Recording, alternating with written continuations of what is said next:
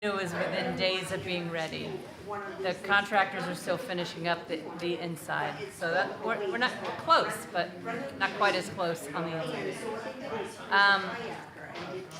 I don't dare say a date. You can look for open hours at the Riverside window by next week. And we need to walk through the line ourselves a few times and make sure we got it all down, but we will.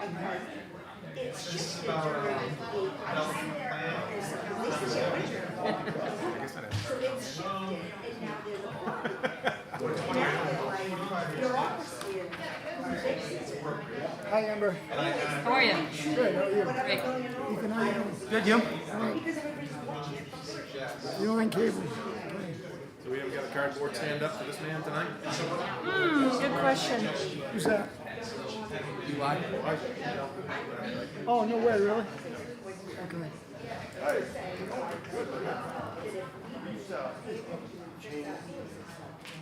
Oh, that's right. This was the meeting he was missing. Yes. Yeah, that's what he said the last one, I believe.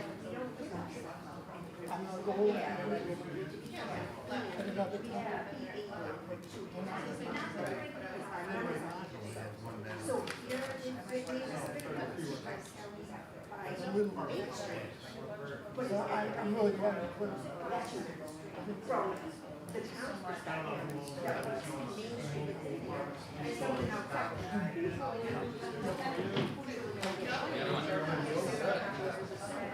How'd you go? Get your answer. What? Get your answer on the fire guy.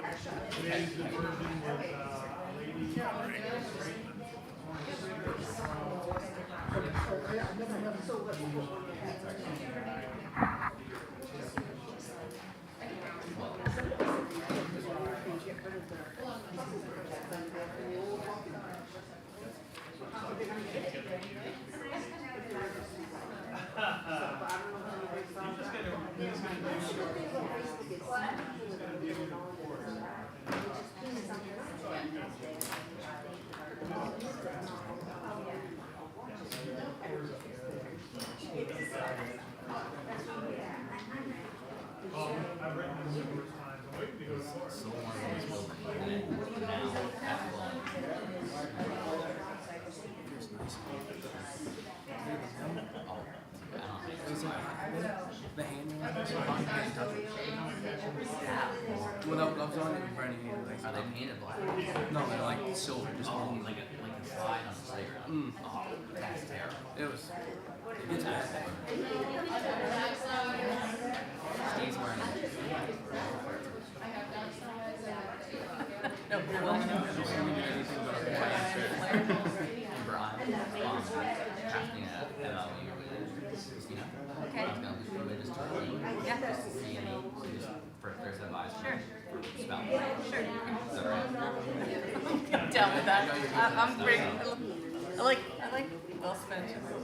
well spelled letters. Yeah.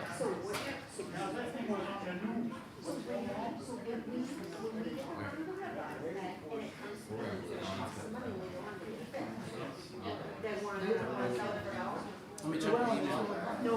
I don't see it. Yeah. Forgot to add it to it. Got long sleeves and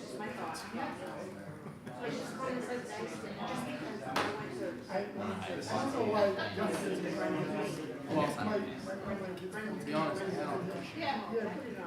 I left work so sweaty and the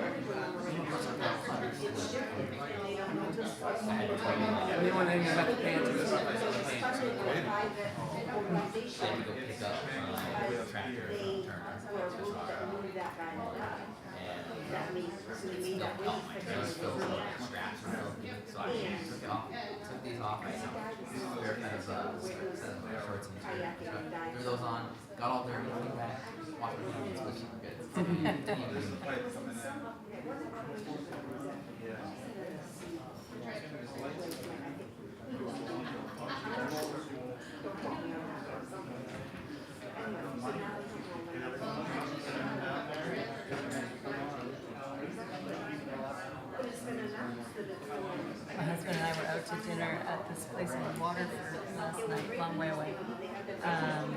customer of ours, and we're sitting next to these older folks who, when they heard we were from Skowhegan, they said, "Oh, we used to play Skowhegan in basketball. Our son was a big basketball star, and boy, you had a real superstar that played at the same time our son did. And what was his name? His parents owned an antique shop or whatever it is."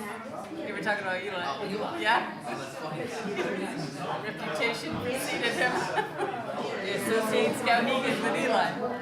Yeah, in his day. So he was of their son's vintage, and they played each other.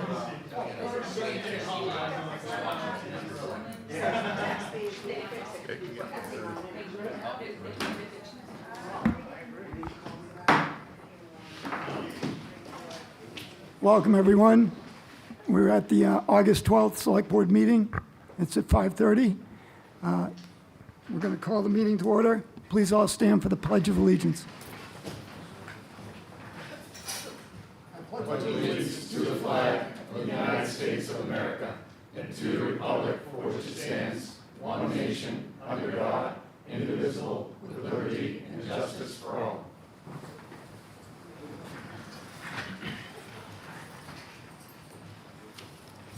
We'll start with the town manager's report.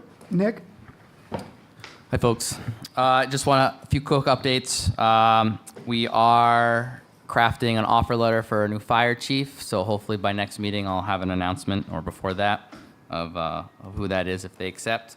We also made an offer for the executive secretary, so those are two open positions, especially the executive secretary one that's been open for a while. Hopefully those both get filled by the next time you see us here. And two other little things that may be touched on later, but working with Denise right now on the environmental assessment pieces for the CDS grant. There's multiple components to that, but we're moving forward with that. And Jason and I are working on we're close to coming up to a game plan for the bridge. What is it? Remind me. Yeah, that one. Still new here, but those are what we're working on. Or these are the items that we're working on this week. So that's it for me. Thank you, Nick. We're going to move on to department and committee reports. Chief Bucknam.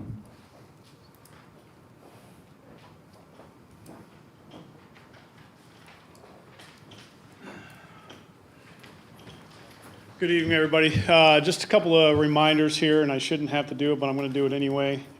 It's almost 6 o'clock, 5:30 right now. It's 95 degrees outside. At no point in time, if you're taking your dog or your kids anywhere, should you be leaving them in your car. Even if it's running, that car stalls, those kids are in there for 10 minutes, the dogs are in there for 10 minutes, and it's a bad day for everybody all the way around. So if you're going to be traveling anywhere and you plan on leaving an animal or your kids in the car, don't take them with you. It'll really, really turn into a bad day, all right? Number two, Skowhegan State Fair is on its last week. Everything seems to be running extremely well up there right now, and hopefully it'll continue. I see a lot of flow of people in there. Last night, I worked the gate till 10 p.m., and the stands were full of people watching the Derby, which was awesome to see that. And then the orderly fashion that they came out was amazing to me as well. Normally we don't have that, so it must be a different group of people going in there this year. I'm not sure, but I like it. So, but other than that, that's all I have. Thank you. Thank you, Chief. Deputy Chief Ryan.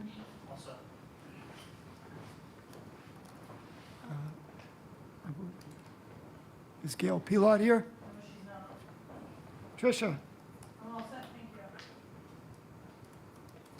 Jason.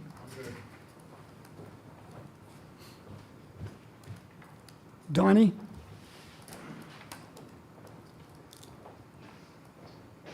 So we completed the CSO tank cleaning. It had never been done, cleaning the whole tank. Been put in '08, so it was really good that the board helped me get that approved. We got it clean.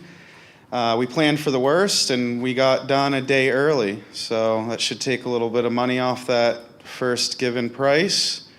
And those hydraulic actuated gates in there are in good condition. So I got pictures of them. I'll be sending the pictures to the engineering report, and so we prepared for the worst, and we got really good news. So that's good news from us for this week. Thanks. Great. That's great. Thank you, Donnie. Cindy? Thank you, Cindy. Denise? Brian. I did have Brian, but he's not here. Okay, I have something for Brian. So, but it's for the board. So, the planning board would like to do the annual select board planning board joint meeting, the first meeting in September, which is the 2nd at 6 p.m.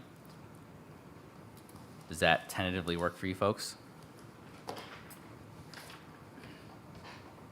Works for me. Okay.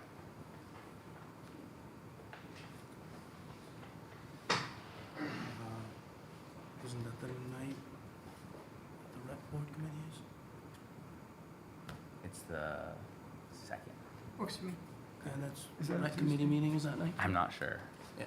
First Tuesday of the month is First the, Tuesday? First is the Tuesday. rec committee meeting. Planning board's the first and third. Okay. Wondering if it conflicts with the rec advisory committee meeting. All right. Yeah, it does. What time is that at again? At 6? 5. 5 o'clock. All right, you might be able to do both. Steve will talk fast that meeting. All right, we'll tentatively work on that. If it really can't make it, we'll switch it. We'll ask the planning board to suggest a different time. But I know Brian's itching to get working on some of these ordinances, so that's all I had for Brian. All right, we're going to move on to conflict of interest disclosure. Amber? I have none. Ethan? I don't have any. Kevin? None. I have no conflicts. All right, we're going to move on to select board items. Elijah's not here tonight, so I want to say, how you doing, Elijah? We miss you. He's watching. And we'll start off with Amber. Good evening. I wanted to congratulate Main Street Skowhegan on a successful Riverfest with some paddle films and vendors down on the riverfront, understandably competing for attendance with the demolition derby, but there was a nice showing of folks that came for tours along the riverfront. I learned a lot about the development project, and some of the short films that were shown of paddling efforts around the country were really fascinating. So congrats to Main Street. I hope everyone's getting up to the fair to enjoy the Skowhegan State Fair. It's an exciting time, so I look forward to getting back up there. And Jason, just wanted to make sure you got my picture of the sinkhole developing. Yeah, those are both getting replaced here. Okay. Very shortly. Got a little sinkhole up by Somerset Public Health. And I just wanted to acknowledge that we had a very successful kneading conference, and in the middle of workshops at the kneading conference, I took a call from Ethan Horton, who wrote the piece recently about PAC contributions for this election. So I just want to say publicly that I've received a lot of interest and questions about that from the public. I did not know about the PAC involvement. Ethan's story was news to me. And that Revive Hometown Maine, a conservative PAC led by Joel Stetkes, I think of Canaan, had helped fund some of this election. So I just want to share that the townspeople have some concerns about political funding of this position. And Ethan, I really appreciated your comment in the piece. I haven't talked with any of you about the piece, which is why I'm raising it publicly tonight. But I appreciated your comment that these are not political positions.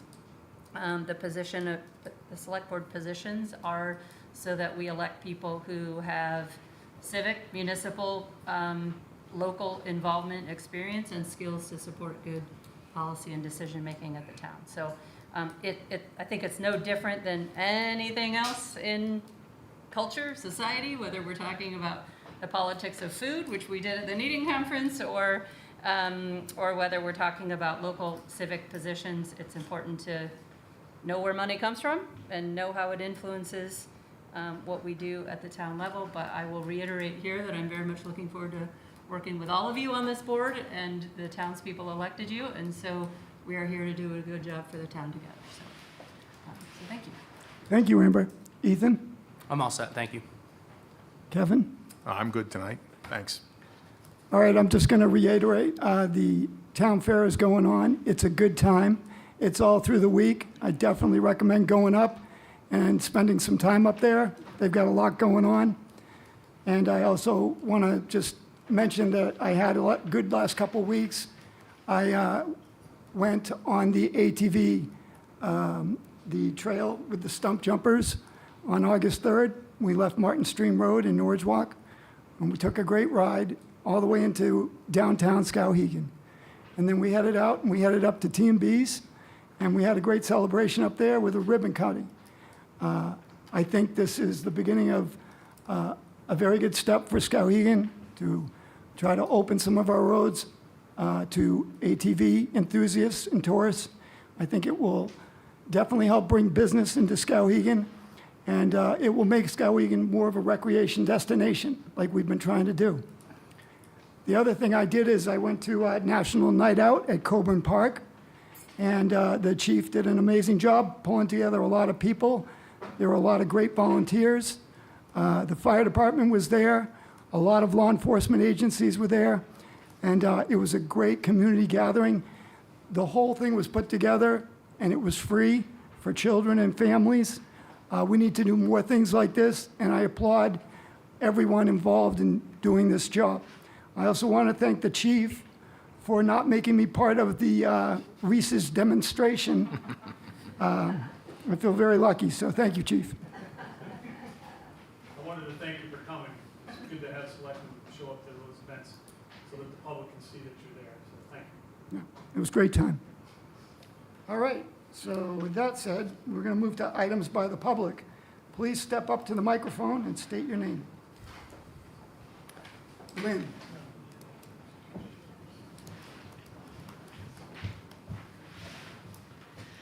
Good evening. My name is Lynn Gavoni. I am the president of Lights Up Productions. We're a nonprofit whose mission it is to revitalize the Skowhegan Opera House and bring arts and entertainment to our community. I just want to say we had a fantastic turnout at Shakespeare in the Park. We did a Midsummer Night's Dream. There were 27 cast members. It was free to the public on August 1st, 2nd, and 3rd. Thank you, Amber, for coming. Thank you, Shelby, for coming. It was just a fantastic time, and we look forward to doing that every summer. It was perfect, perfect weather. So thank you, Mother Nature. I do want to say that we will have auditions coming up in September for our second annual Skowhegan Ghost Tour around town. Ooh, spooky. And also on August 28th, before September, we have Little Lies coming. They are a Fleetwood Mac cover band that's playing right upstairs. And to get tickets for that, you have to go to those people's website. Like when Bob Marley comes, he sells his own tickets. But Little Eyes sounds like it's going to be fantastic. The band sounds just like Fleetwood Mac. So I just have those announcements, and I want to thank everybody for supporting Lights Up Productions. Thank you, Lynn. Yes, Steve.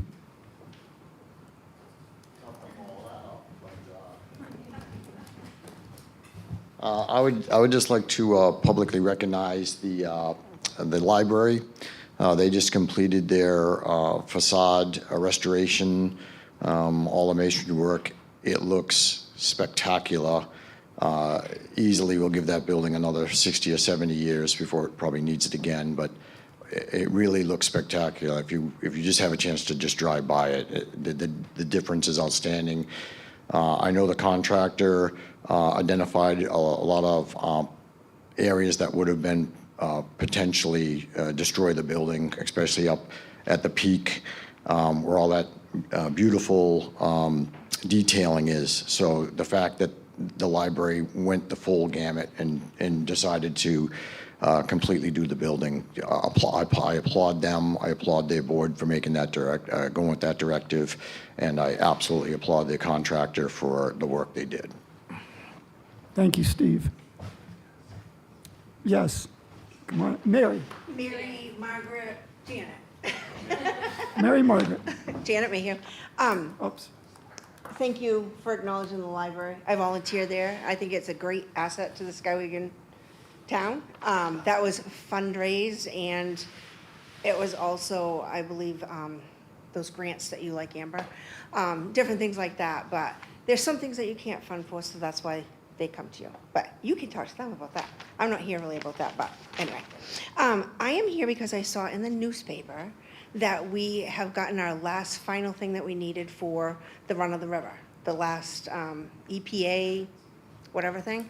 So I'm asking, before this project goes up, because we had a project that, kind of went with the whole ballpark, if anybody here is going to be involved with that, to keep their eye on it before Main Street just decides to go hoo-hoo with it.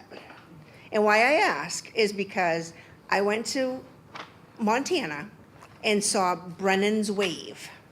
It's cute. It's this little wave that people kayak and surf in and all that. It's awesome. I paid nothing.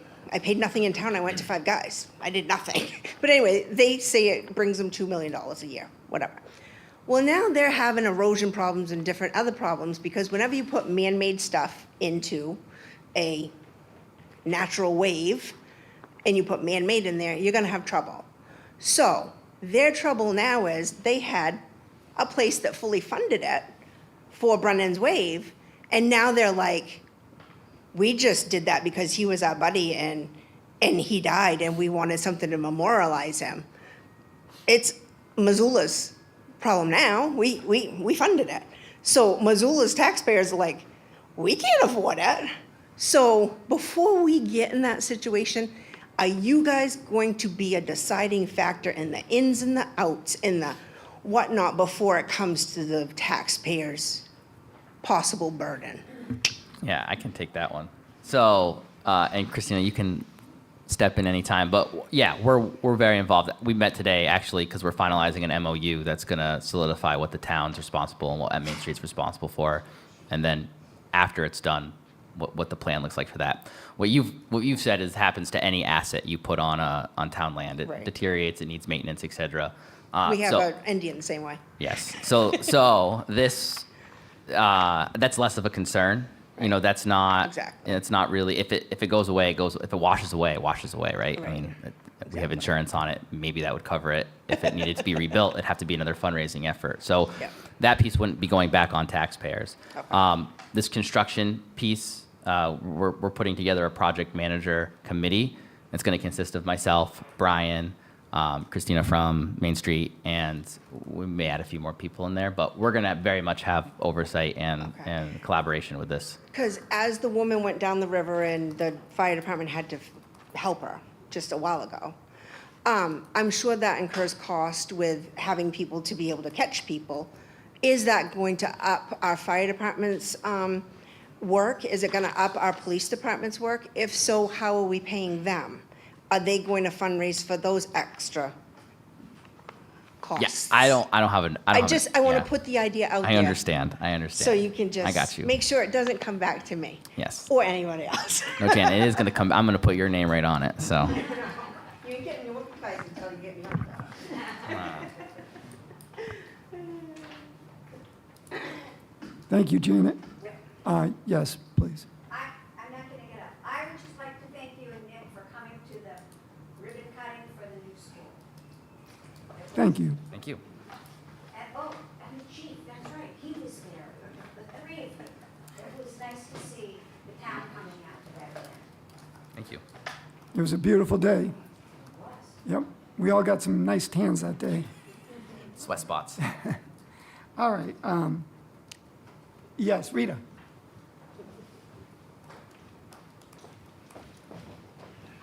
I'd just like to share that this week I had the opportunity to participate with Somerset Outing Club. I don't know if the town gives any money to that. It's been around for about 3 years. I've been a resident off and on of Skowhegan for 50 plus years, and the program is phenomenal. What their event was this last week was to take a busload of people down to Wells Beach Preserve, which is not the same as Wells Beach. And it was an all-day event. They provided like peanut butter and jelly sandwiches and cheese sandwiches or whatever for people that, wanted them. There was no fee to the individuals who participated, families. It wasn't a large crowd, but it was really a wonderful event. And I just think that, to encourage people to participate in that program would probably be very helpful within the community and within that program. So, Thank you, Rita. Rita just reminded me too that she had come to my office earlier asking for a tour of the new ballpark, the athletic complex. And so, Steve, correct me if I'm wrong. 8 a.m. down at the rec center. We'll meet in the parking lot and do a tour. What on Saturday? At what time? Did I say 8? Just making sure. Okay. can that go up on the big thing outside? Can certainly try. I don't know how to work that system yet, but I'll try. Thank you. Yeah, and make sure you're in comfortable walking shoes. It's a Okay. long tour. For the folks online, comfortable walking shoes. Rita O'Brien. O'Brien. O'Brien. O'Brien. Brian. What time's the 8 a.m. meeting? Yeah, what time's the 8 a.m. meeting? Yes. I want everyone to know, I'm Richard Vickner from here in town. I've been here 50 years. I've watched the river for 50 years. I'm all against this river folly. I want a guarantee, written, whatever you have to do, that says it's not gonna cost the taxpayers one nickel. Period. I mean, we've got all kinds of plans. I don't know where the money's coming from, but it shouldn't be the taxpayers. If the downtown people that have businesses down there, let them foot the bill. Some of these people, I'm sorry to say, they charge you almost $4 for a cup of coffee, and they can't even buy their own security system. I'm sorry, that's how I feel about the river folly. It's uncontrollable water. And you've had people in here that work for this water people, the dam or whatever, and told you time and time again, it's not gonna work. So why involve the taxpayers? If somebody's got a pocket full of money, great, let them do it. You can see what it's done to other people in town. So that's how I feel, and I know I'll get a lot of reaction to people who feel the same way. To me, it's a lot of waste. If we had a waste investigator, our pockets would be just flowing with extra money. Thank you. Thank you, Richard. Do you want me to clarify? Sure. I'll make a comment. Taxpayer dollars aren't funding this. This is all fundraised by other areas. I could have interjected earlier to help you, but yeah. So don't worry.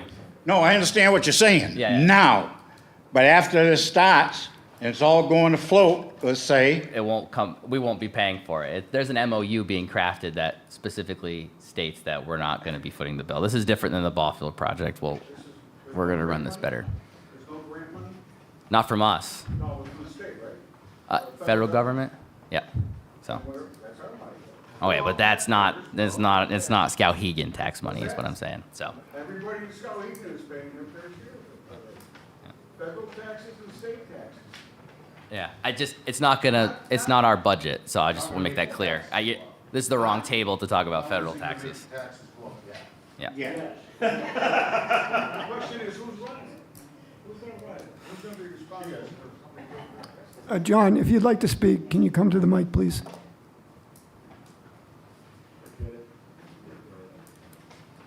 Thank you. Christina? I welcome you all to come back next meeting because we will have answers to these questions. We are working on an MOU.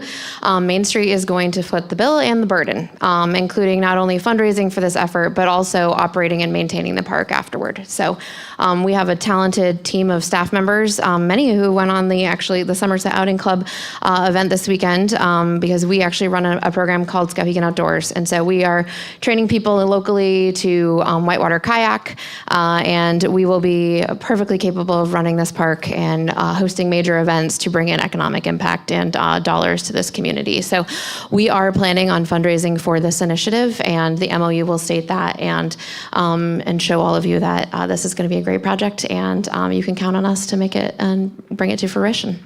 So happy to talk more about it next week or next meeting. Very good. Thank you, Christina. Is there anybody else that would like to speak? All right, we're going to move on to the public hearing. So we will open the public hearing for item 1. This will be a discussion and a decision to approve the application for special taste testing event license for the Gold Star Honeybees LLC to hold Brewfest on Saturday, August 23rd from 2 p.m. to 7 p.m. This approval is contingent upon receipt of insurance and police coverage. Is there anybody here to speak reference to this application? I will need a first and a second. For the public hearing part of the discussion, I just wanted to add that I did reach out to Christina for clarification on the entity requesting the license, and she was able to explain to me that per state liquor licensing laws, you do have to have someone who manufactures liquor or spirits to be the lead entity for a tasting event. So this is a partnership between Gold Star Honeybees and Main Street Skowhegan for the licensing entity. So if that confused anyone besides just me, that's the explanation. So thank you for Christina for that. Thank you for clarifying that. Is there anybody else who would like to speak? Seeing no further discussion, we will close the public hearing. I will now entertain a motion to approve the application for the Gold Star Honeybees to hold Brewfest on Saturday, August 23rd from 2 p.m. to 7 p.m., contingent upon receipt of insurance and police coverage. So moved as written. Second. I have a first from Amber and a second from Kevin. All right. All those in favor? All those opposed? Carries 4-0.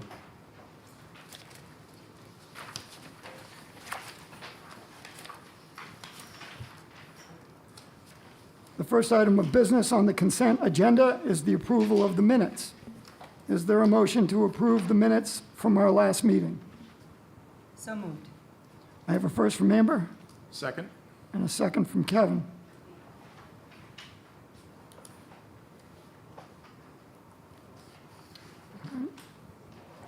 No discussion, then shall we vote? All in favor? Motion carries 4-0.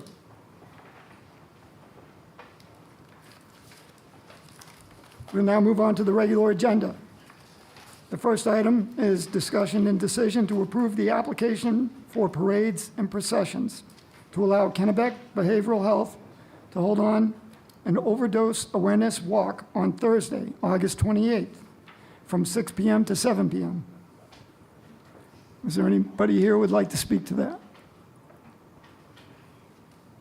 This is a discussion and decision, not a public hearing? Yeah? It's discussion and decision, yep, Great. under the regular agenda. I move we approve the application as written.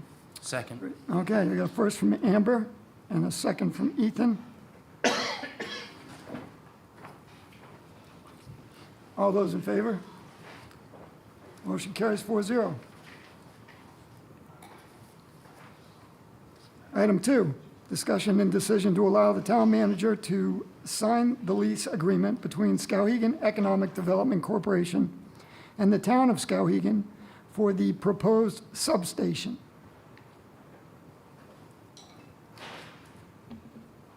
Can I get, I will entertain a motion. So moved for discussion. First from Amber, Second. second from Ethan. Any discussion? So before Chief gets up here, I could just say, I could sum this up in one phrase, that it's to get the bathrooms open. So once this goes through, we can start enacting that almost immediately. So obviously there's other safety components to this and whatnot, but that's the biggest push for this right now. I know this has come up as an idea, and I'm pleased to see it on our agenda tonight. I think it helps to address some of the concerns in the downtown for more police presence. And I was just curious, Chief, if occupying this space plays into your decision making at all in terms of the extra police force member that you proposed at town meeting, and that some funding was approved. Does this play into that at all? Do you feel like a presence might mitigate the number of 100%. man hours you I need? think you're going to find that the mere presence of that community officer down there is going to help push some of the problems that we're experiencing right now out, away from that location, because somebody's going to be there. Right now, the proposed schedule is Wednesday through Saturday, noon to 10 o'clock at night, which will start us off, and we'll see how that works, and then we can make some adjustments later down the road. But having that officer's presence right there in downtown area on foot, on bike, and then during the wintertime, obviously utilizing their patrol vehicle as well, is going to, I think, provide a safer location for our tourists that are coming into town. When they're seeing a uniform officer, they feel much safer that way. Also, the business owners will be making contact with that officer down there. And I just talked with Matt from the Bankery about holding a quarterly meeting with the business owners all around in this area that this officer is going to be proposed working in, so that we can make sure that we're keeping up with everybody's needs down here.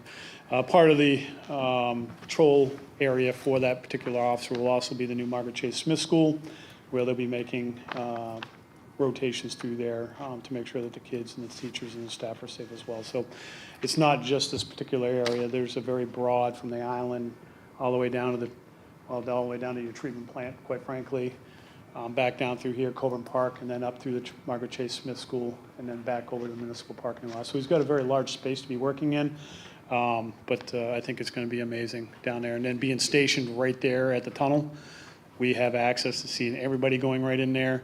The camera systems from all downtown will be located right inside that building so that he can keep an eye. And I say he because it's a male officer who applied for the position and will get that position. So he'll be able to see the camera systems and stop things from happening once he sees it faster. Do you mind repeating the hours one more time? Wednesday through Saturday, 12 o'clock noon to 10 p.m.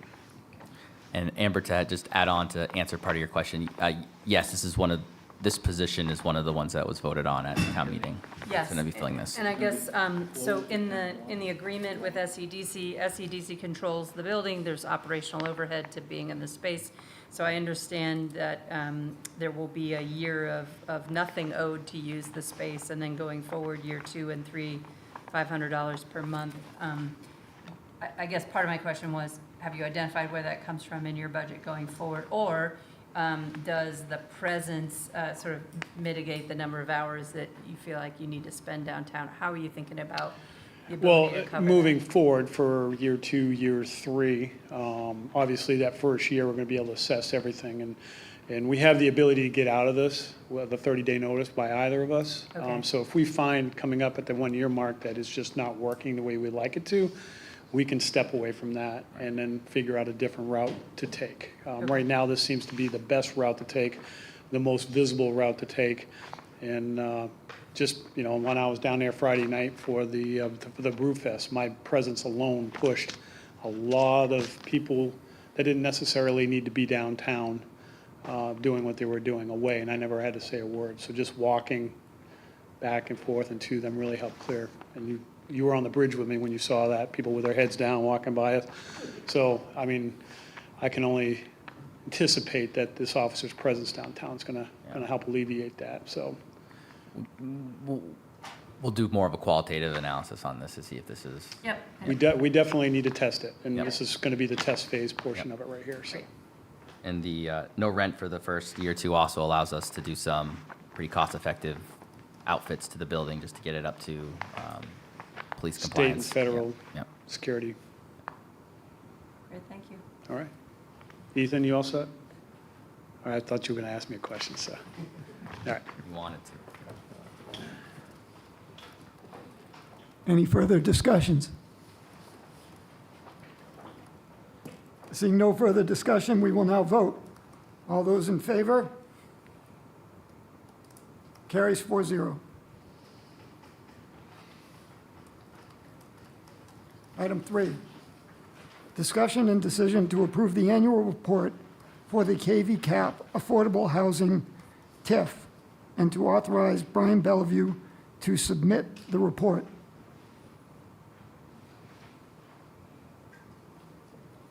Move as written. Second? We have a first from Ethan and a second from Amber.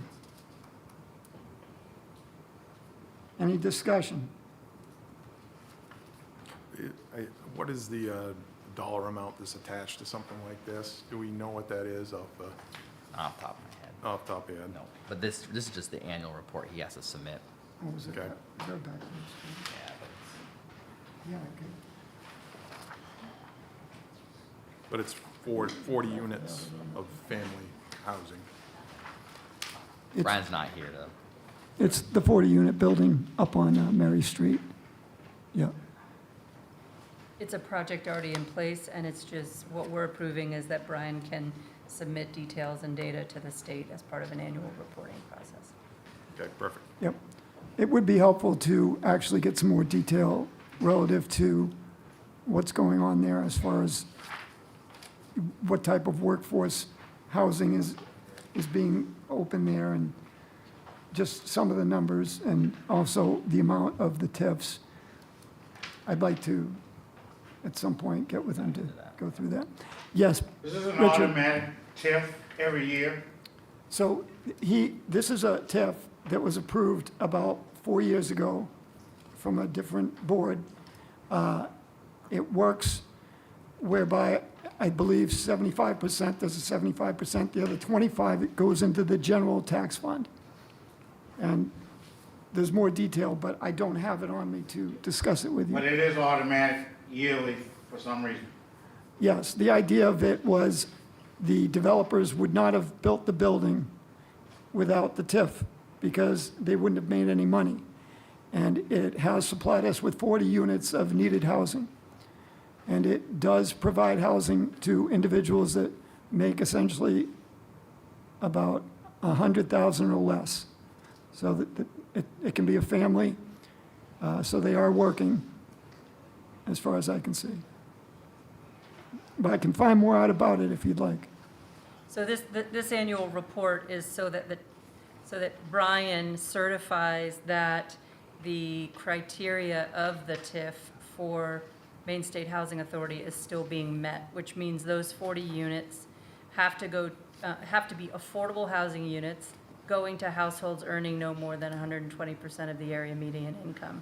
So Brian has verified that, and the legislative body of the municipality has to authorize his submission of that verification to the state. That's all we're doing tonight. We're not issuing more money. Right, this is an Is approved there a TIF. percentage of working households in that facility?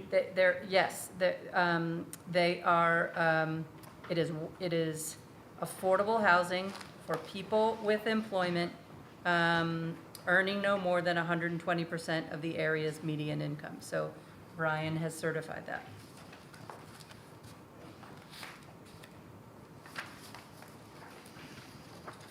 Any further comments? Seeing no further comments, I will entertain a vote. All those in favor? Passes 4-0.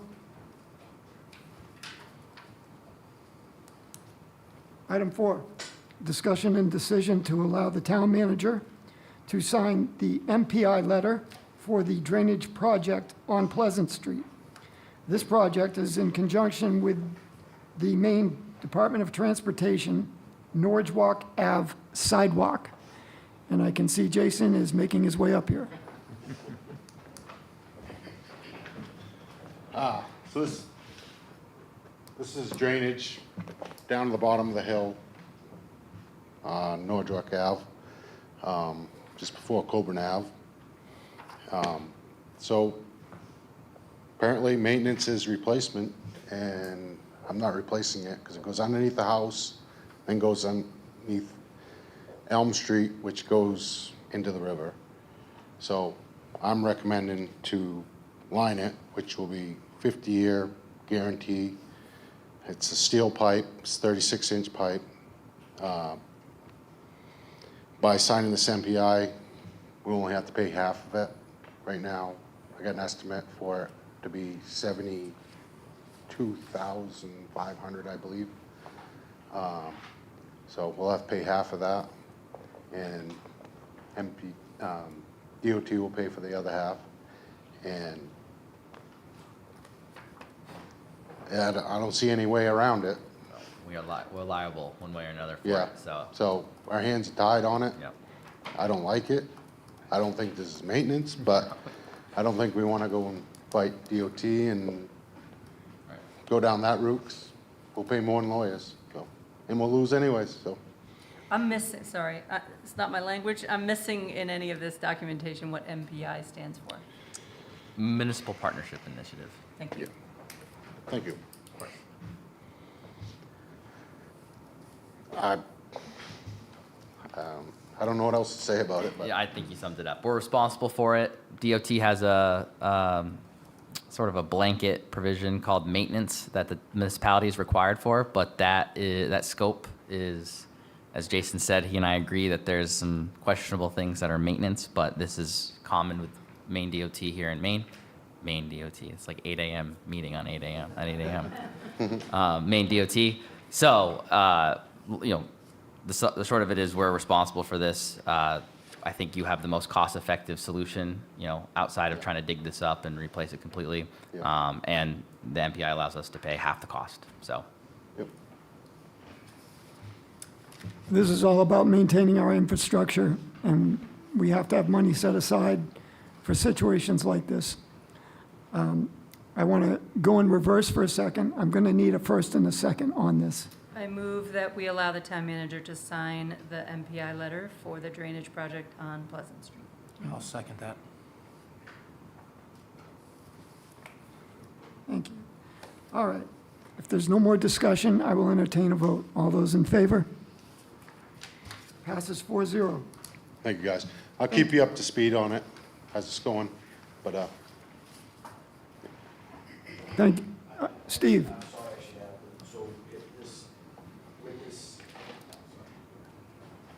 yeah, Mike's right here. So the question, the question is, with this MPI being signed, does that mean that the project's going to restart this year, or is it going to restart next year? So I been in talks with them. They are rerouting that line that they were going to tie this. So coming down, they were going to have this drainage come into this pipe. Now they're rerouting, and they're going to come up by if anybody knows where the dentist's office is, they're going to come in from there and then come across over to Elm and then exit the same place this is coming out. And they are going to start the drainage this year in October and go until they can't go anymore because of pavement. Pavement usually ends around Thanksgiving.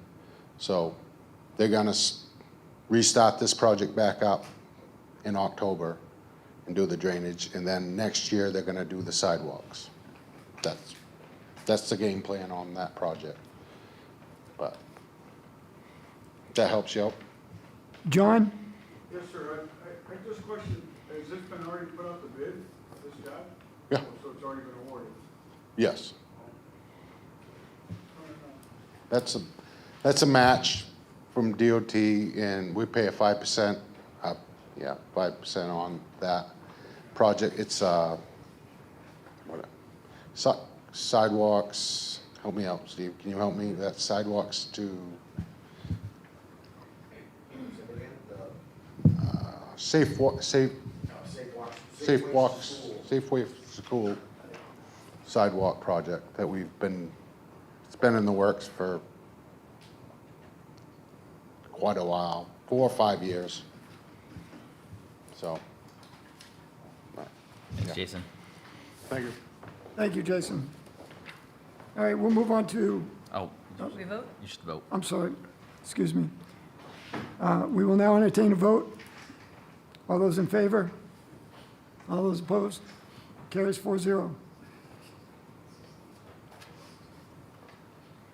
All right, the next item is discussion and decision to approve the following change orders for the ball field compound project, Phase 1, and to expend an amount not to exceed $40,186.50 to Ranger Construction for the Recreation Department Capital Reserve Account, ball field compound designation.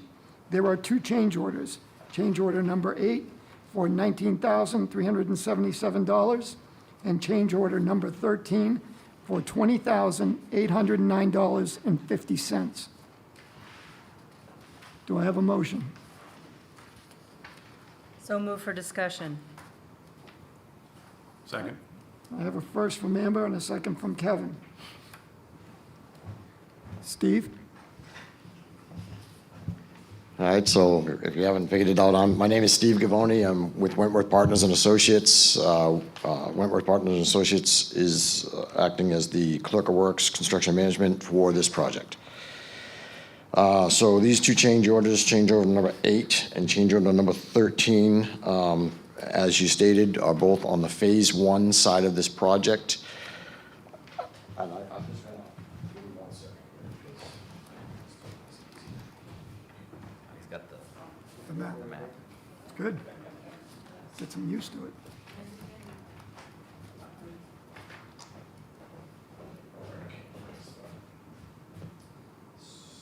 You show them. Yeah, thank you. All right, so to get everybody familiar with this project, there is a power line that runs basically northeast to southwest, right through the property here, I guess. Everything to the north and east of this project is what we're calling Phase 1. This is Phase 1 of the project. A lot of these items are already completed items as part of Phase 1, dating all the way back to 2006. You had out here, the addition of the turning lane. That was one part of this project. The football field, basically the entire drainage system that goes around the Little League fields, wet pond number 2, which is right here. This is all part of Phase 1 of the project, the parking lot project, which was 2 years ago. And then, we have concession stand and garage. These are all things that are part of what we're calling, or what is called Phase 1 of the project. Phase 2, I'm sorry you guys can't see this. Phase 2 is everything south and west of the power lines. And Phase 2, consists of all the new ball fields and a lot of the items that we've been talking about and discussed. Phase 2 is broken up into 3 parts. So Part 1 is essentially the regulation baseball field and wet pond number 3, and then a lot of the infrastructure to support the ball field and future components as the next part goes into play. Right now, we are also working on the grant funding for Phase 2, Part 2, which is the multi-purpose field, the concession stand, and some of the remaining infrastructure for this portion. This change order is for Phase 1, as I said. So these two change orders. So change order number 8 in the amount of $19,377. So in doing the ball field project, we discovered that the work, all this that you see in yellow here, was never completed. So as we started this project up, the DEP said, whoa, whoa, whoa, whoa, this needs to be done before you guys can move forward. This was all part of your 2006 permitting, and it's not complete yet. This work needs to be done before we allow any future or new development going on back here. So this was a lot of added cost to this project, and you'll see, and hopefully you'll come out tomorrow night in support of just of exactly that, funding the portions of this project that were never part of the original design or original funding for Phase 2. But we have a wet pond back here. Now, this wet pond was in place. So back in, I think it was 2012, a previous administration had brought in the National Guard. And the National Guard came in and they did the football field. And at that time, they did wet pond number 2. As we started this construction, we discovered that wet pond number 2 was not only built incorrectly, but it was only built to about 1/2 of the size it was supposed to be. So it was the right shape, but it was 1/2 the size that it was supposed to be. 1/2 the square footage ends up being about 1/4 of the volume it needed to be. So we had this tremendous amount of volume that had to come out of here. Well, when the contract was originally awarded, there was a fence that went completely around this wet pond. That fence, now, because they were just going to put the fence back up, that fence obviously doesn't fit the new one. So change order number 8 is now because that area increased, or that square footage, which means the perimeter footage, increased 4-fold basically as well in order to get around that wet pond. So that's what change order number 8 is. Change order number 13 for the 20 grand is, as we were starting all the work on the ball fields, the Little League fields as they stand, most of the fencing is literally coming off the rails, coming off the posts. There are posts that are loose, especially at the gates. There's gates for mowing at both ends of each field. So these gates all need to be reset in concrete, and then all the fence posts that are bent or have popped out of the ground are going to get reset, and then we're going to relie the fence. So right now, this whole fence is down on the ground. We don't even have a fence right now on, I apologize for the feedback, on field number 3. So this change order is basically a time and material to come back and get all these fences straightened out around the Little League field as we're walking away from Phase 1. Was there no yearly maintenance for this fence? A seasonal maintenance? Well, the fence was probably put up 20, 30 years ago, so I would say. So I would say probably 20 or 30 times the fence should have been maintained. Yes or no? Bigger spot. They made it bigger for the stuff. Well, I mean. Now, you're saying the fence doesn't fit the area? We No, didn't no, change that no. area size at all, right? No. Just I'm saying that right now. the fence has never had any maintenance. That's why we're in disarray right now. Correct. Okay. I would say that's a correct statement. Yes. So who's responsible, the engineering firm or the people that are doing the work, or what?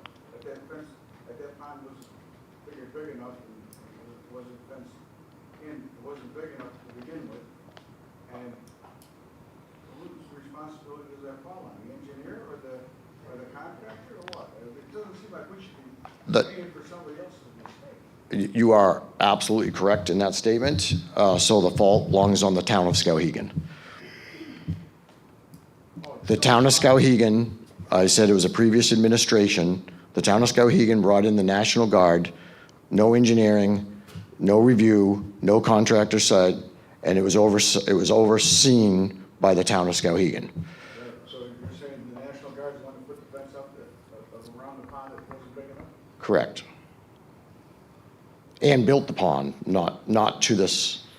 I understand. They got the shape right, but they had the size wrong.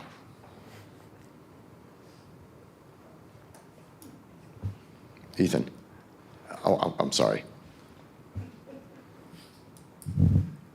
Okay. Oh, I'm sorry.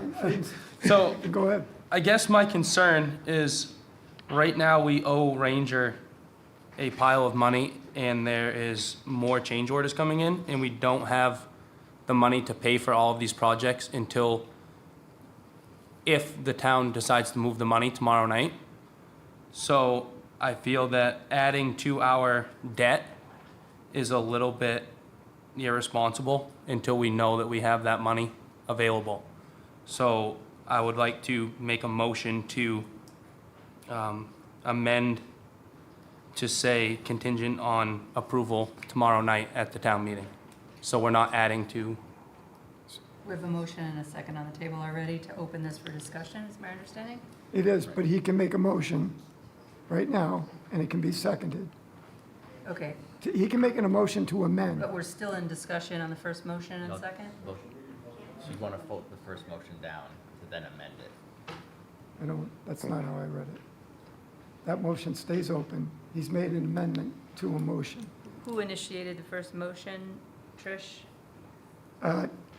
Amber If we- and Kevin. If we vote on it and it passes, how? Amber and Kevin, Get to you us. made the motion for the discussion. He's now brought up an amendment for an emotion, and for a motion. So now we can have a second. If somebody seconds it, Okay, then we can have a discussion on that amendment. I understand what you're saying. I think we're still in a discussion phase of the first motion and second, and I'd like to close that. So far, we've had a public presentation on this item and no select board discussion. Okay, we can continue our discussion, but that doesn't stop him from making. No, it does an amendment. not. No, it does not. He can absolutely do that. And so far, this item, this select board decision item has been treated like a public hearing. Okay, we haven't had a discussion yet, so I would like a chance to have discussion.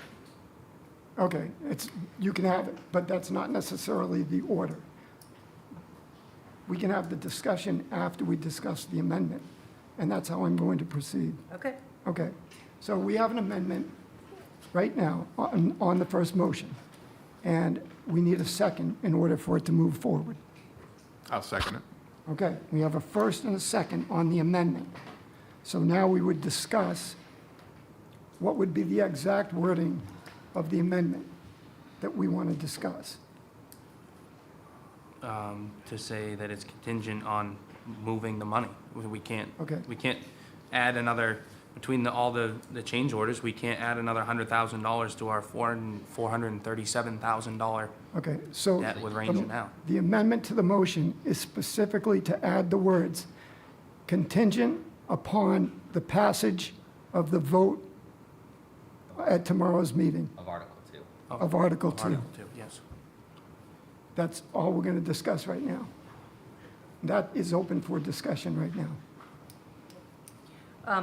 my hope was to hear from Steve about, these are change orders to the Ranger Plan of Action to pay for these change orders. Is it contingent upon the vote that happens tomorrow night? And does it add to are these sums, 40,000,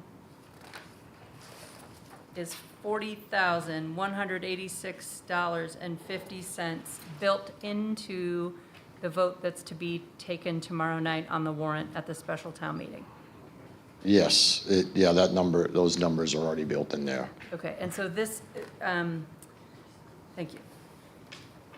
I think the issue Ethan's trying to raise is if we don't get the passage of the vote tomorrow and we're adding on 40,000 more to a contract that we're going to be potentially in breach of, does that make sense? And to me, it makes a lot of sense to say that this is contingent upon a successful passage of tomorrow's vote. I agree. I think Ethan's proposal is good. Yeah, yes, Gene? Has this work been completed? No, this work hasn't started. This is a change order. It's separate from the contract. It's additional. Orders sometimes, at least when I was up there, reading through, and the work had already been completed, is what I was asking. So Whitney's correct. This work has not been started. Thank you very much.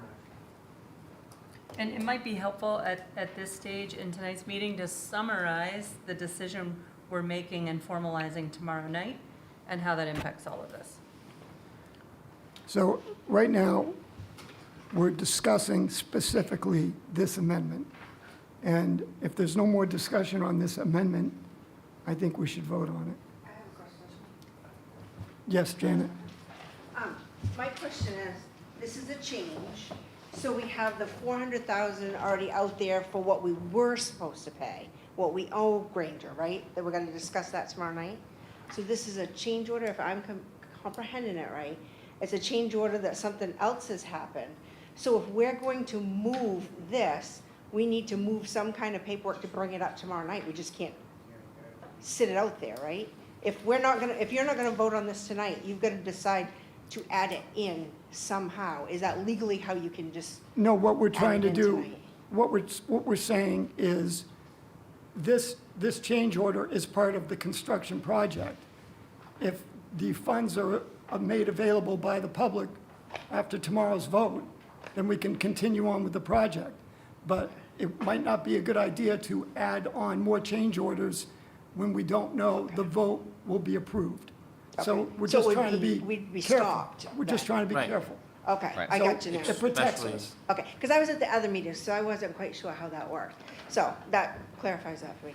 Thank you very much. Especially the situation we're in right now. All right, so it's good. So we're voting on an amendment to the motion that basically assigns a contingency.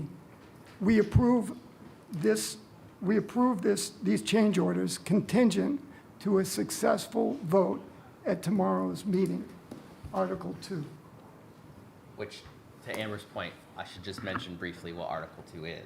Okay. That's what I think Amber's trying to get at. That's what I was So, getting at, because Okay. that number has Right. increased to cover this, which I'll let Nick explain. yeah, so Article 2 tomorrow is to authorize the transfer of funds from 2 reserve accounts that are no longer being used. They're just stagnant funds right now. The public safety building reserve and the fire station building reserve from the old fire station, which is no longer in use. We put it in the rec athletic complex reserve to cover these anticipated expenses, and the total amount's $522,000 and change. So that's what Article 2 is. So we're basically, instead of asking the taxpayers to raise more in taxes, we've scoured and found unused funds that we're hopefully the town will reallocate to cover some of these shortfalls, so that we can get to the CDS grant in a month or two. Yes, John? I have a quick question. Are we having this on tomorrow night to the special meeting? No. All right, so there's no mention, okay. That's all I want to know, because I know specifically that usually a special meeting has one purpose and you can't bring anything else. Right, yeah, yep. Thank you. Okay, so is there any further discussion on this issue? So we're voting on the amendment only, which is the contingency, we will approve this based on the contingency of passing the vote tomorrow. All those in favor?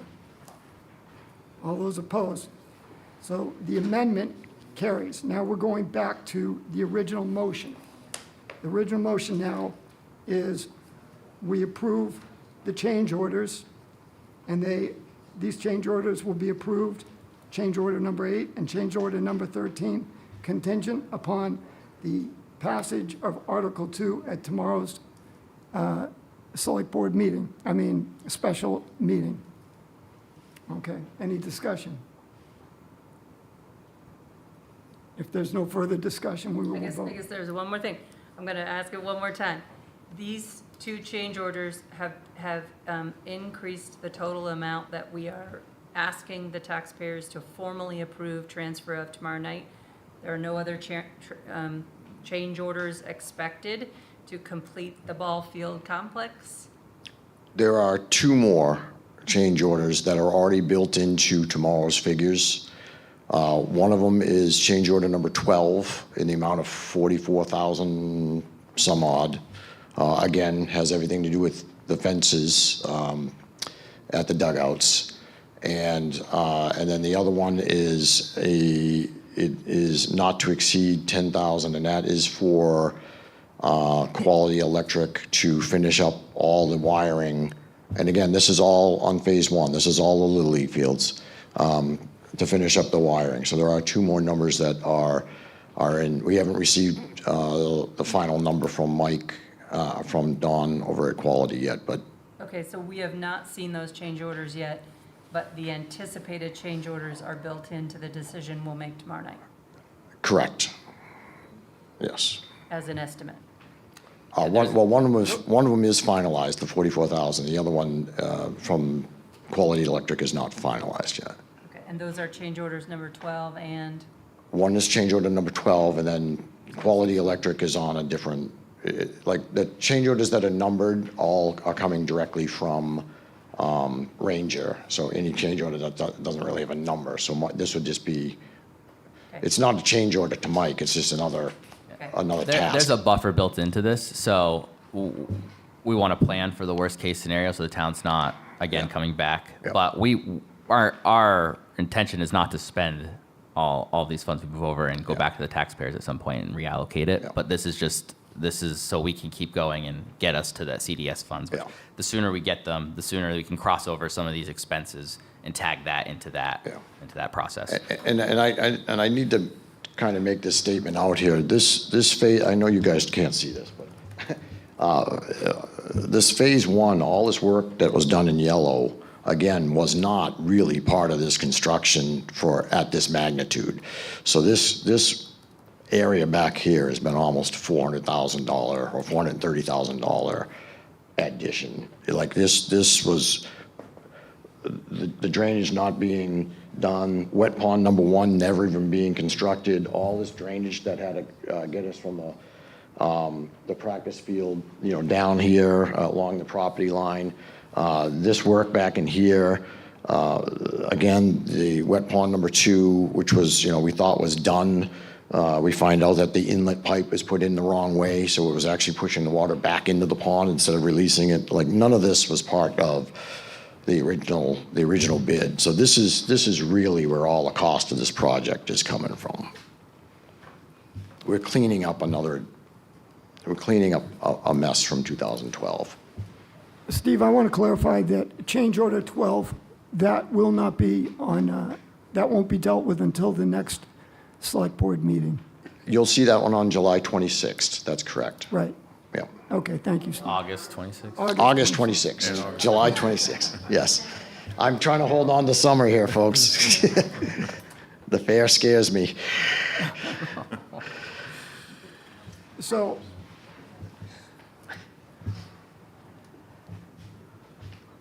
we can move on to the next item. The next item is. need to vote. Oh, I thought we did vote 4-0. Oh, we didn't vote on the main? Okay. So we're going to vote on the main motion now to approve the two change orders, including the contingency of passage of tomorrow's vote. I just have a weird question. How can you word it that way if at first you came to the townspeople saying it was 400 and something? Now miraculously it's been 500 and something because this has all been added in. How can you say contingency when your numbers don't add up until you add these in, right? Or am I totally off? There's a buffer in that 522. So Okay. So these aren't already in it because I've heard two different ways tonight unless I'm confused. these are anticipated in it. The question was for future change orders. There's a small buffer. So if it's already in it and you want it to pass, why wouldn't you have to pass this to bring it to forward to us tomorrow? Because the numbers aren't gonna add up until you pass these, right? That's why it's contingent on their voting to make Well, this. I thought it had to be in it. I don't know, because I always thought we were gonna vote on 400 and some odd thousand. Now we're voting on 500 and some odd thousand. Does anybody else understand where I'm coming from? No? The money is being moved so that we have sufficient funds to completely finish the baseball field.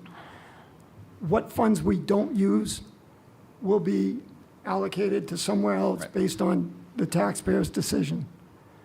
This had already been done a while ago. It wasn't done correctly, so now we're just trying to do it the proper way by allowing the townspeople to make the decision.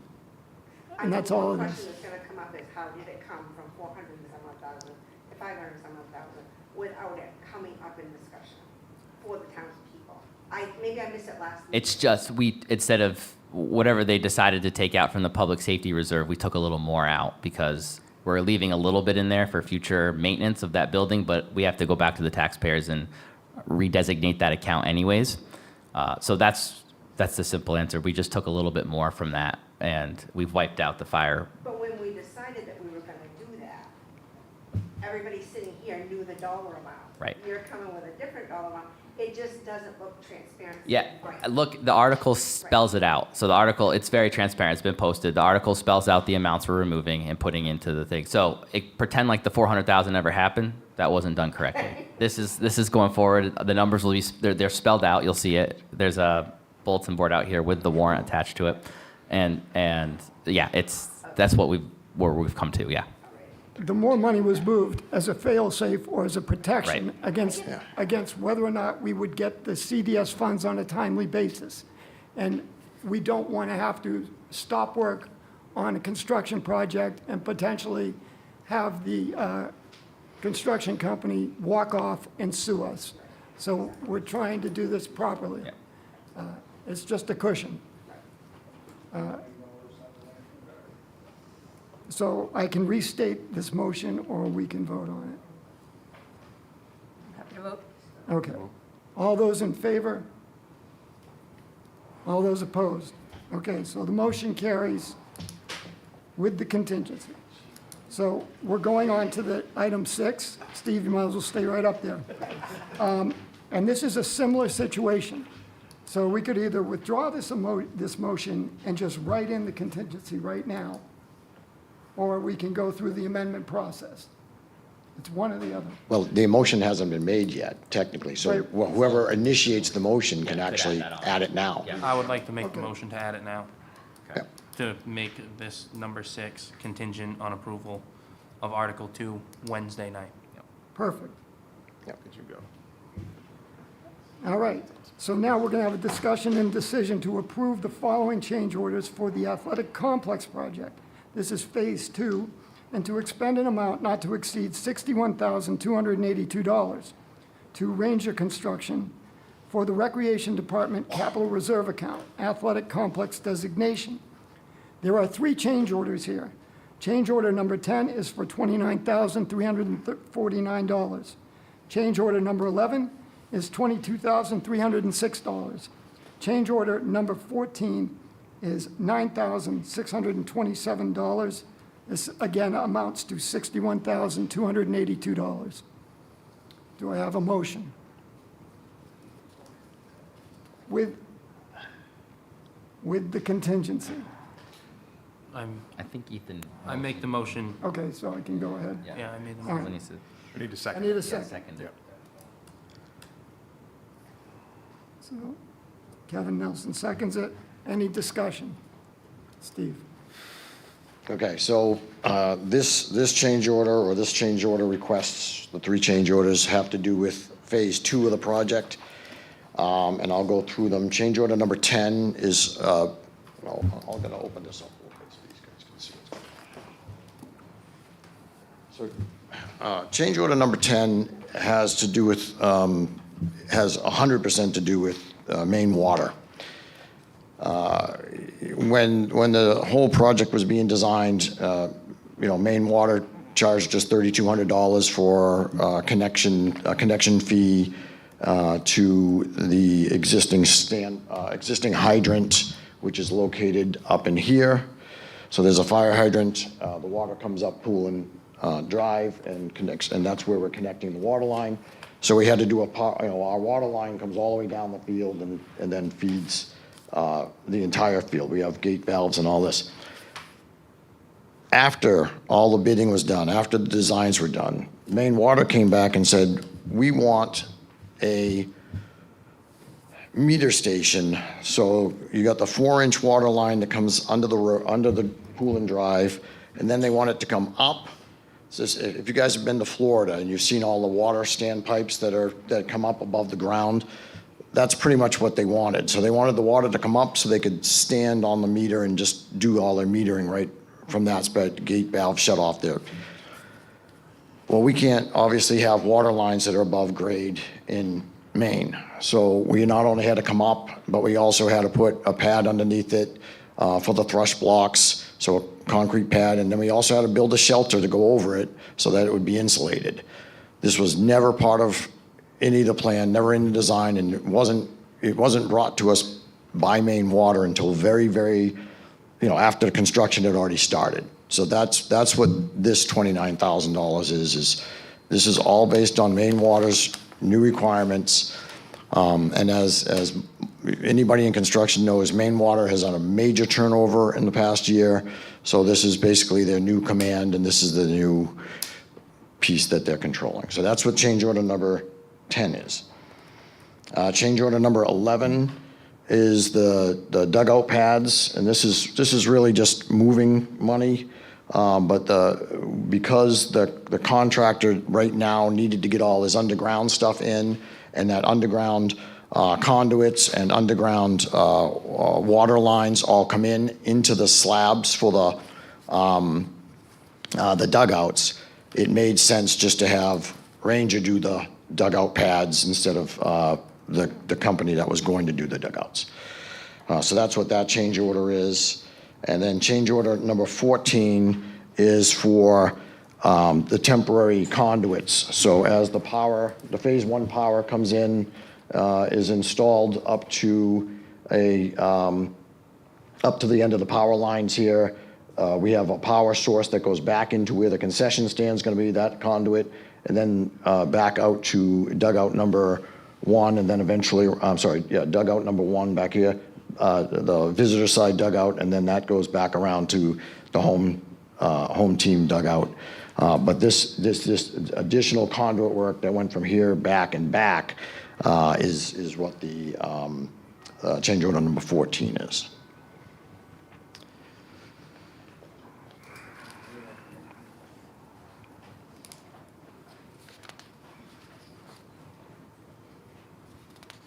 Amber? So just to clarify, we're in phase 2 now, Correct. but these are change orders that still impact getting the ball field finished. Correct. We still need to bid out a clerk of the works for phase 2. Phase 2, part 2, correct. Part 2. This is phase 2, part 1, so you are still serving as the clerk of the works for phase 2, part 1. Correct. Until the ball field piece is done? Yes. Okay. Great, and this buffer has also been built into the number for tomorrow night? That is correct. Okay, thank you. Any further discussion? Seeing no further discussion, all those in favor of change orders 10, 11, and 14 in the total amount of $61,282 to be approved contingent upon the passage of tomorrow night's vote, Article 2. All those in favor? Motion carries 4-0. Thank you all. Thank you, Steve. Nice job, Steve. All right, we'll move on to item 7. Discussion and decision to expend an amount not to exceed $42,500 from the Pollution Control Treatment Plant Capital Reserve Accounts, Sewer System Master Plan designation to complete a facilities plan study. Donnie, can you give us an update on this? Yes, I'm very excited to bring this before the board. We set up aside some money when we did the budget this year, and that's what this money will go to if it's approved. So it's a 6-month facilities plan, and what the engineering company is going to do is they're going to go through our entire system, every asset, every pump station. They're going to go through the whole plant, and we're going to analyze and prioritize what needs to be fixed, what we can do to upgrade, to get into the times with technology. And so this plan will shape the future of the plant. So I'm very excited to bring this to everyone. This plan is also about choice for the town. If we do plans and studies now, we don't get stuck in a situation where we're forced to do things. So the plant itself has not been updated since 2012. So it's due for some upgrades. And this plan, it creates choice for the town. We get this plan done. We can create different facets of the plan. We can analyze it. We can prioritize it, and we can choose what best fits Skowhegan financially. So a lot of these projects, I simply can't come to the voter and ask for an extra $400,000 a year to reline tanks, to upgrade dewatering equipment. But if we take the blueprint that my predecessor set up, what we do is we get every funding source possible from grants, from DEP, from Maine bonds, and we put that together over a multi-year plan, like 10, 15 years, and we incrementally upgrade and fix our plant. And so when we do that, it creates the lowest impact possible for the voter. So that's what we want to do. We want the most choice, and we want to find the best possible scenarios that fits us. And so that's what this plan does. It opens the door. So what's really cool about Oliver Associates is it's like kind of a all-in-one project. So they're gonna do all the engineering studies, they're gonna analyze everything, but then they're also going to help find the funding. And that's what they're doing right now up on Milburn. That's the end of that 20-year CSO project. That's DEP money. It's not our money, but we initiated that study, and we're reaping the rewards of that right now. So this plan I'm bringing before you right now is I'm thinking about where do we stand 10 years from now? Where do we stand 15 years from now? So this plan opens that door and gives the town choice to decide, like, however we want to do it. If we want to piece it together, if we want to do it all at once, if we want to take 5 years, 10 years, 15 years, that's the town's choice. So, Donnie, before we go any further and we have this discussion, I will need a motion. I move we approve the expenditure of an amount not to exceed $42,500 from the Pollution Control Treatment Plant Capital Reserve Account Sewer System Master Plan designation to complete the facilities plan study. A second it. Okay. Yes. Just to touch on that, so I mean, Donnie did touch on it, but this helps me create a capital improvement plan. I can do that for the fire department. Typically, I can work with chief to do it for the police department on when and how many years down the road we need to replace equipment and cruisers. That helps us project what we're going to need to put in the reserve and how we're going to raise taxation, so it's not all at once. Like Donnie was saying, when it comes to wastewater and water systems, it's more complex, and Oliver Associates are the experts by far in the state of Maine. They're an all-inclusive, basically, organization. I worked with them in a previous municipality. They do, for sure, help you secure funding outside of your tax dollars. So this is a great investment, I'm going to call it, for the fact that we can then plan for the next 10 to 20 years on what we're going to need to put in the reserve and what assets we're going to replace. So I just wanted to reiterate that and say this is very helpful for future planning and minimizing the tax burden on taxpayers when it comes to big projects. This is the department that no one sees, but is one of the most important departments in our town, where we literally take what's coming out of the ground, out of our house, everything you can think of, and the ending output is drinkable water. So it's quite an amazing system. I'd recommend, if anybody had time, to go down and have Donnie give them a tour. It's truly amazing, but I can see how complicated it is, and Donnie is very knowledgeable about things, and I think that with the new technology coming online, that can help us make our systems better. Remember, the output of this goes into our river. Our river is our most important asset in this town. So this department is therefore one of the most important departments.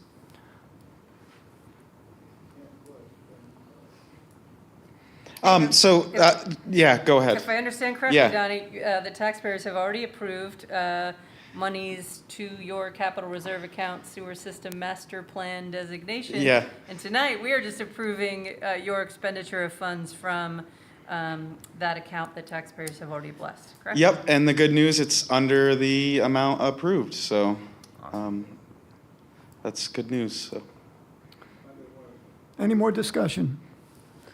All those in favor? Motion carries 4-0. Thank you, appreciate it. Thank Still you. not drinking the water coming. Nice job. Keep it up. Give you a glass and do a tour. Come down and take a tour sometime. Whitney missed a good plug to say, department no one sees but smells. Well, when Whitney and I talked also, we don't have any odor control. So there's odor control technology, and then there's talk about the river park, and we do have that parking lot down there. So, when we do this master plan and we bring it before the town of what we want to do and what we don't want to do, we can add odor control to that thing. So we can do all these different things, whatever the town wants. Don't forget Thank you, Donnie. kayakers are gonna drink that water. All right, move on to the next. Bring in a cup tomorrow. The next item is discussion and decision to allow Chief Bucknam and all law enforcement officers of the Skowhegan Police Department authorization to administer civil summons and prosecute town ordinance violations. Move is written. Second? I have a first and a second. A first by Ethan and a second by Amber. Discussion, Chief. All right, just to put it in layman's terms for you. So decades ago, the selectmen authorized the police department to prosecute or to write civil summonses for the ordinances.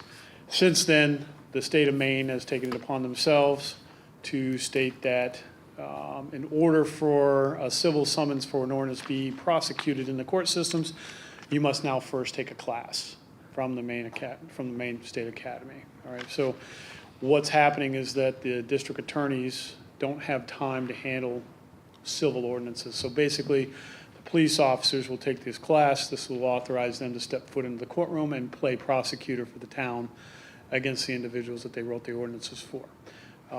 So that's what this is for. So to bring everybody up to speed and to make the state of Maine happy, your approval tonight and me writing them a letter stating that it has been approved by the town selectmen, we'll get that process started. That's where I'm at. Long story short, it allows us to enforce our ordinances, That's even lamer terms than mine. but simpler. And right now, who does that? Nobody Yeah, right now. don't- I was trying to avoid us admitting that we, In the courts, nobody. Right. Nobody. So defends we have been, in my course as a chief here, we've written many ordinance violations, and we have sent those off, but those go on a separate pile on the district attorney's desk. They have their criminal, and then they have their civil. And when they have time to get to the civil, they'll do something. At this point in time, we have 3 district attorneys here handling an entire county. They don't have time. No. And so the academy and the state got together and made this program up so that we can go in and prosecute those cases on the town's behalf. There is schooling involved. Absolutely. You want to go? No. You can sit in, seriously. Everybody goes into court guilty. Is this part of the ordinances for like the dumps around? For the Like dumps? the people that hoard and Brian had so much So, trouble with that kind of thing. when it comes to code enforcement, there's a different set of rules and regulations. The ordinances that we'll be working on are the ones that, we would be called in for to write those summonses for, because they go on an official summons for court. The difference between us and code enforcement is that they have to go through the town attorneys, they have to go through the court systems, which goes back to the town attorneys, which goes to them. They handle all of that stuff.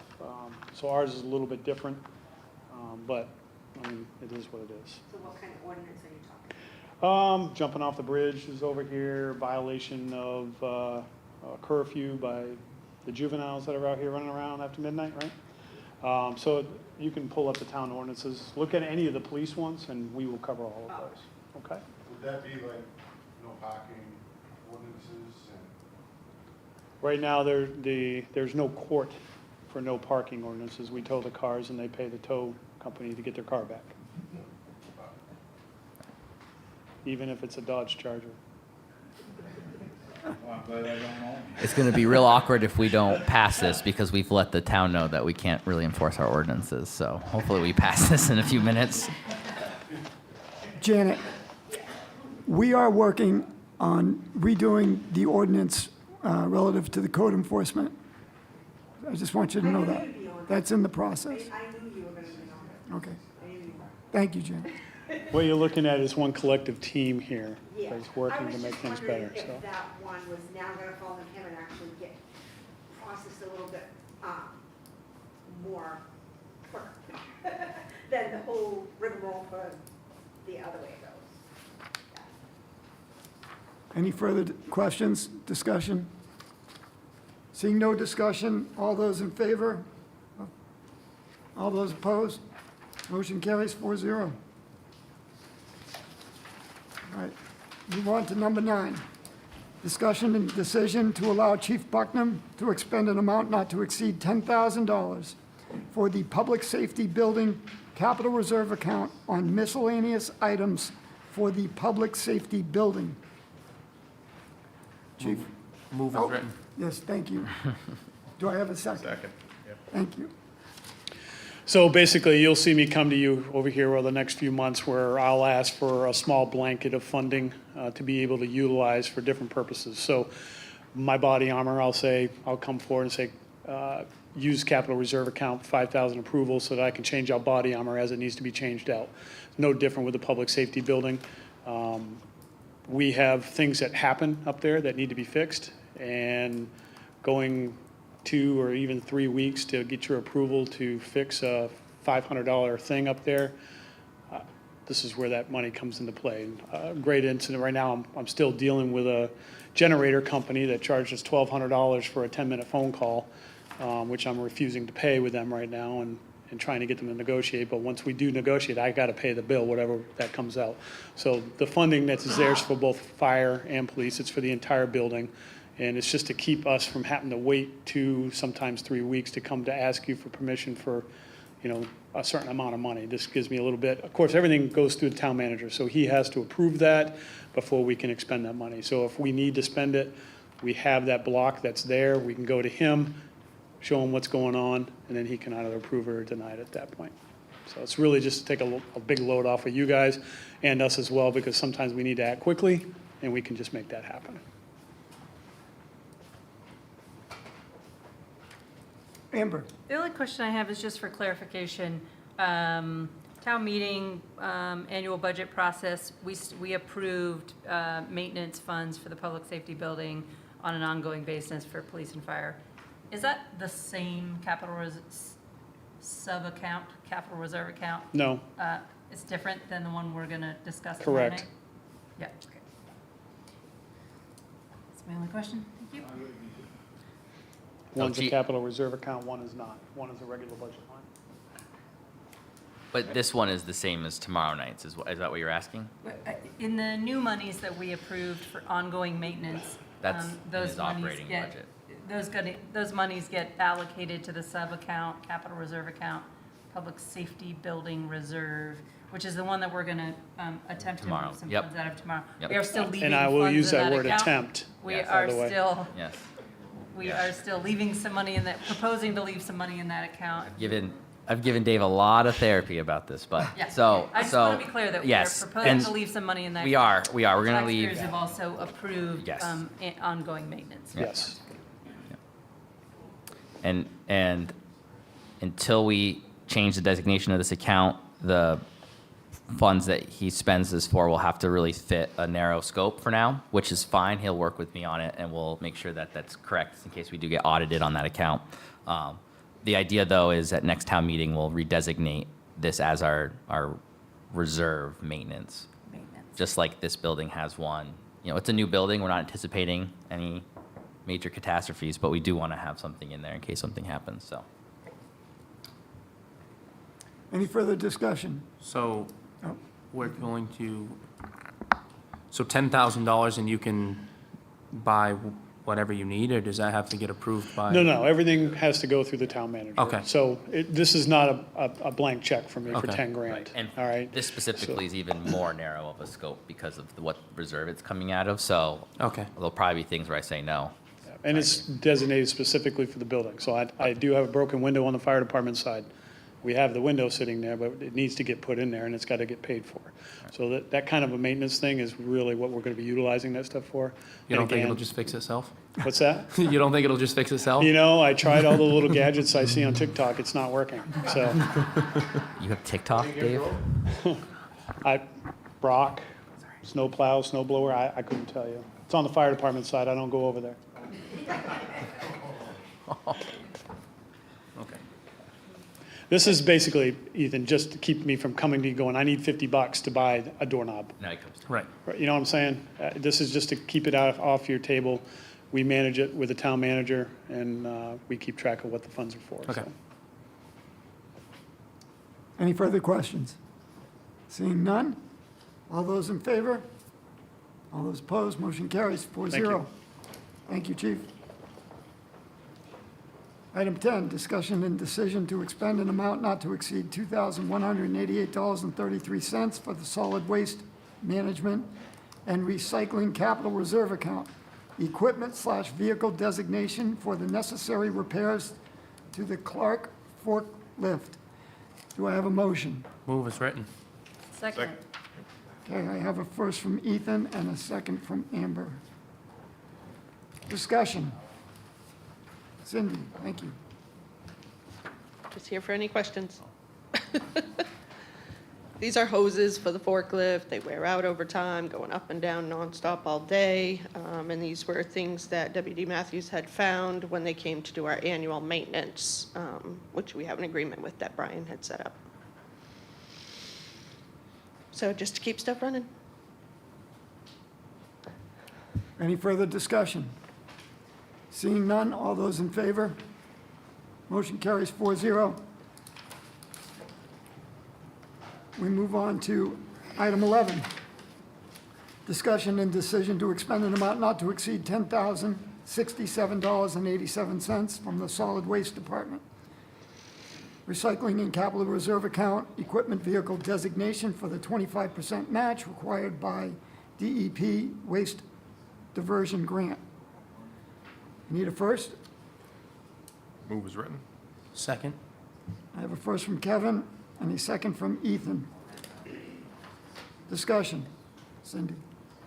So this was the grant we were awarded from DEP to purchase the 3 enclosed trailers, along with additional recycling toters, food scrap toters.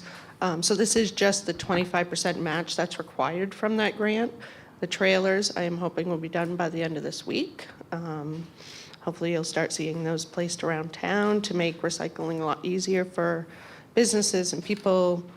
Cardboard, you can drop it off 24/7, mixed paper, stuff like that. And then hopefully you'll see these trailers at events and stuff to open up more recycling options. But this is just a 25 match that was originally approved when I applied for the grant.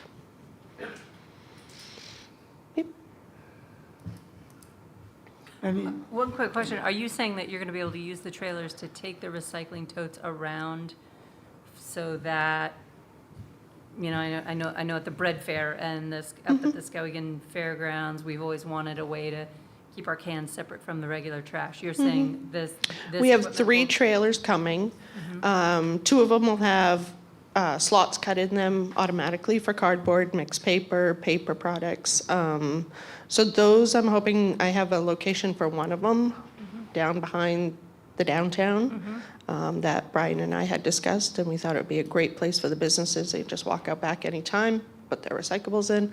But we're also going to have a 3rd trailer that we're going to use in our pickups, but we can also set up the toters inside, bring it to these events, have it right there manned, probably by me, to encourage and show people how to recycle at these events. Great, okay. It's also a revenue stream It for is us. a big revenue. So it just Yeah. expands our ability to get It more is. revenue. Yep. Yeah, thanks. any further discussion? Seeing none, all those in favor? Motion carries 4-0. One more, Cindy. One more. It was just a little glitch from last meeting. Last but not least, discussion and decision to expend an amount not to exceed $18,995 from the Solid Waste Management Recycling Capital Reserve Account, recycling building alteration designation for the following projects: replacing 2 doors, installing exhaust fans, and covering exposed installation. Move is written. Go. Need a second, please? Second. Thank you. I got a first from Kevin and a second from Ethan Liberty. Discussion. So this is just a little bit of housekeeping, because last meeting you guys had decided to go with McKinney Carpentry, but there was not a specific decision to expend that amount when we listened back through the meeting. So just a little housekeeping that got skipped because that wasn't the lowest bid that I had originally proposed. So I just need permission to expend the money to pay him. Got it.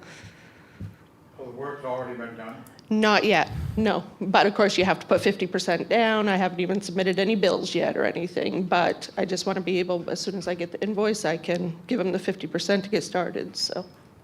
Richard, what happened is there was 3 contractors, and when they put in their bids, they really didn't have any detail of their materials. So we asked her to go back, and she went back, and only one of the contractors completely detailed his materials. And we felt like he knows what he's doing. He's got a great reputation. We just forgot at that meeting to To add the expenditure. Those people are very, very professional. The ones that we granted it to, yes. That is from what I'm hearing, and I know some of the board members have personal experiences with them too, so. All right. Any further discussion? Seeing none, all those in favor? Motion carries 4-0. And Dickie, I'm hoping to get those doors in as soon as possible for you. See through them? I'm gonna do solid doors, but only that way, just prevent any breakage of glass or anything up there. But one will be for entering, one will be for exiting. Okay. Thank you, Cindy. We will now move on to treasurer's warrants to be approved. Need a motion? Motion to approve is written. First from Ethan, Second? second from Kevin. Any discussion? Seeing no discussion, all in favor? Motion carries 4-0. Now move on to unfinished business.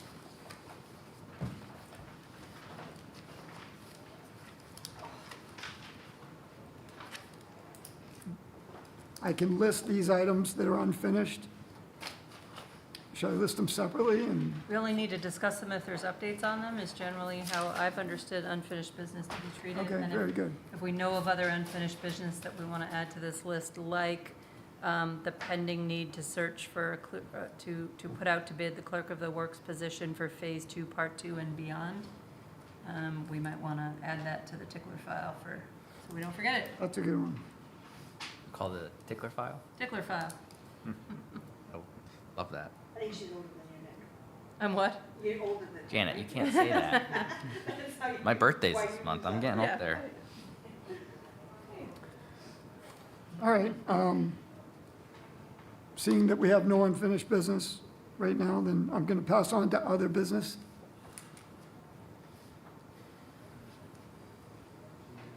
Seeing no other business, we can sign documents.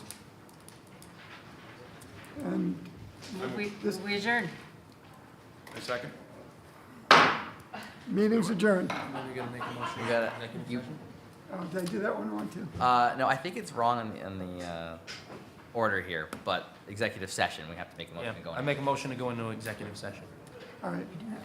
That means everybody's got to clear out. Second? Maybe it was a typo on here. I make a motion to go into executive session in accordance with MRSA Title I, 4056A to discuss the town manager position. Second. Someone else second besides Whitney, just for, I'm happy to second. okay. Wow. No, I just, you know why. Yeah, are you guys gonna vote on it? You approve legal reasons that you can go into executive session? Yeah, I will, but you guys are gonna vote on it so we can go in? Yes, yeah. Yes, we need to vote on. No. Yes, just are you guys voting on it to go in so we can? Yeah. Oh. All those in All favor? those in favor? We're now in I'm gonna work on executive those session. executive sessions. Oh, Lord. You can't go into executive session. Right. And I so- will. So that's why. Okay, I see that. Know what. Yes, ma'am.